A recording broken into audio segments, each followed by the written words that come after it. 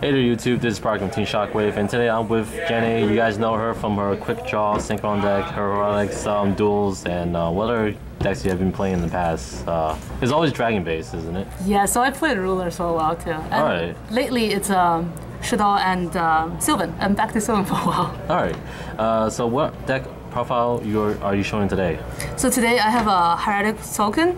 So it's still a Hieratic deck, but it's a little different from how I used to play it because now it's focused on making the new synchro, the Ultimaya Tzolk'in. How's that card working out for you? Oh, it's great. It's so much fun. So the deck is now working around that card instead of the normal Hieratic engine, so I don't even do Atom and the Dragon Loop anymore.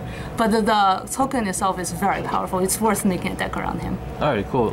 Let's start with the deck prop. Okay. Start monster lineup is the 9 Hieratic Dragon I play. So I normally, when I used to play Hieratic deck, I used to run a lot more Hieratic Dragon, but this is only 9 because this deck needs a lot more room for traps and other things. And then for the normals, I play 1 Labradorite and then 1 Whitetail Dragon. So I'm sure people know that to special summon Ultimaya Tzolk'in, you need 2 monsters, 1 tuner, 1 non-tuner. Both have to be of the same level, and one of them and they both have to be level 5 or higher. So that's why I run 1 Whitetail and 1 Labradorite. So Labradorite is definitely what you need to special summon, and I also run 1 Whitetail. It's just in the unfortunate cases that you draw into a vanilla, you can still go Tefnut and Whitetail, and you can still, or Tefnut Labradorite, and you will still have the necessary material to bring out Tzolk'in. And then to finish off monster lineup, I play 2 Maxi and 1 Veiler. So it's just a standard for the format. And then I play 8 spells, 2 Forbidden Lands for all the back rows I might encounter, 3 Hieratic Seal of Convocation because that's staple in Hieratic, and then 3 Magic Planter. This deck runs a lot of continuous trap, and including the Hieratic Seal from the Ashes, so that's why Planter is working out great here. And then for the trap lineup, which is probably the most important thing in this deck. So I run 3 Reckless Greed because this deck, it needs more consistency, and then the way I figure Reckless Greed works out the best because it gives you more combo pieces. And then 2 Hieratic Seal from the Ashes. I feel like 3 is a little bit overkill, 2 gets the job done. And 3 Call of Content. This is a great engine. It allows you to reuse your dragons, so it is actually possible and not even that difficult to put 2 Tzolk'in on the board at the same time. So Ultimaya Tzolk'in, when you control another synchro monster, it cannot be targeted by card effect or cannot be targeted for effect. So if you can make 2, you are set. They protect each other. And also 3 Scrap Iron Scarecrow. So this is like the staple in any Tzolk'in deck, no matter which engine you use to special summon. So basically, the idea is on your opponent's turn, when you use this card and then reset it, it does trigger Tzolk'in's effect. At least that's how it's been ruled so far. Maybe that will change, but so far it works. So that's why I run 3.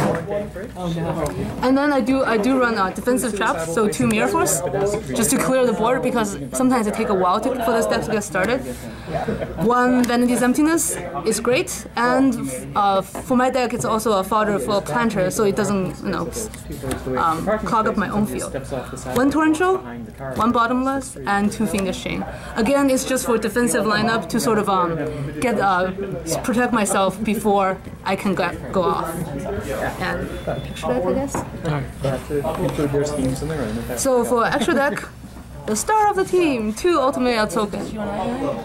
2 I feel like is enough. There maybe is 1 time in all those duels I've had that I wish that I had a 3rd, but it's not that urgent, so 2 is enough, then you can save room for other better cards too. And then I run 2 Clearwing Synchro Dragon. This is really great card, and especially good against the meta, against the cross. If you can protect it somehow. You need a Veiler or Bottomless for that first unicorn, and then this will protect you. And 2 Michael, star of the team, and just spot removal, really good spot removal. And 1 Beals, can be destroyed, is pretty good. And then 2 Void Ogre Dragon. This is it's in this deck. It's not that hard to maintain an empty hand, so this is really great because it's 3,000 body and also negate spell and trap. And then a Black Rose Moonlight Dragon. I run this over the Black Rose because this is better in this deck in general.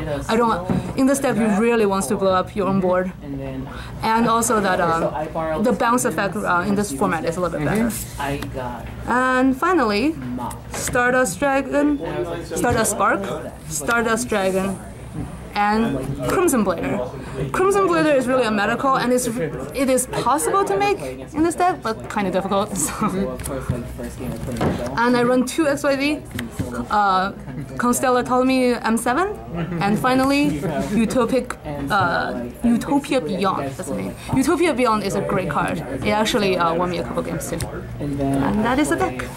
Thank you, Jenny, for the deck profile. Any last words before we head out today? People, you should try Tzolk'in. Not necessarily hieratic, but some version of a deck that will get you out that card. It's very fun. Is there any recommendation of other engines you would apply to this deck besides Hieratics? I was thinking Synchrons because Quick Draw is level 5 and you can special another level 5 somehow. And you think that the new support that the Synchrons is getting in August is going to actually help a lot with that? Yeah, potentially, but also with the new support, you probably want to make something bigger than Tzolk'in. Alright, cool. This is Park from Team Shockwave, signing out.